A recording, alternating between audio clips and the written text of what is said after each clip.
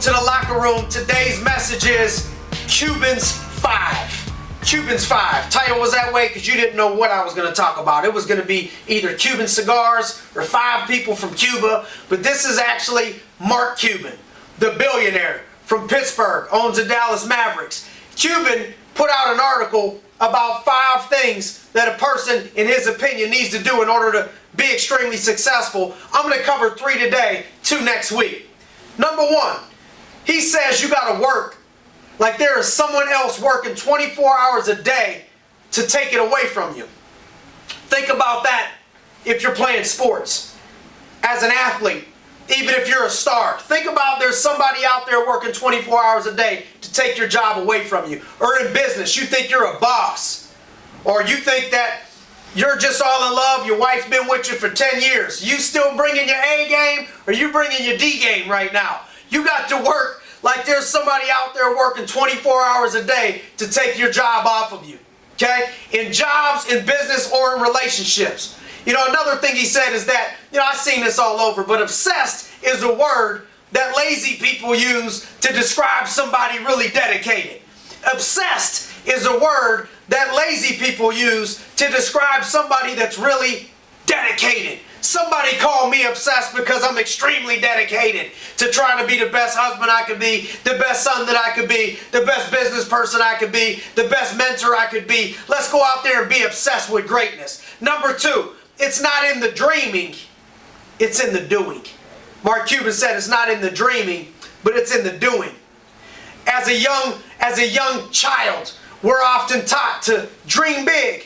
You can do whatever it is that you want to do. He thinks that in life we're not taught enough or told young enough that it takes action. Action. You can dream all you want to dream, but until you're ready to pay the price and take action, all it is a dream.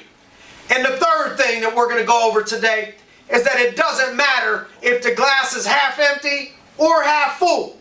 All that matters is that you're the one pouring the water. We don't realize sometimes that by the power of our mind, the power of our words, and the power of our action, no matter if that glass is half empty or half full, we are in control. We have to take responsibility to how we respond to life. When things happen, how we respond to a friend's betrayal or a family member's death. So many times, somebody will have a betrayal or a death and they just let it eat them up inside.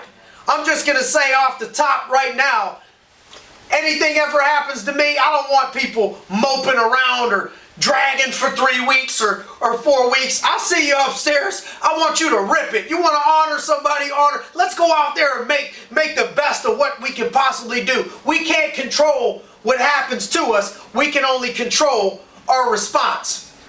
So the thing is, what I want you guys to do is go out there and practice thinking this way of those 3 things that Mark Cuban gave us. I'm going to go over the next 2 next week. We focus on these 3. You too. We'll all be living our very best life.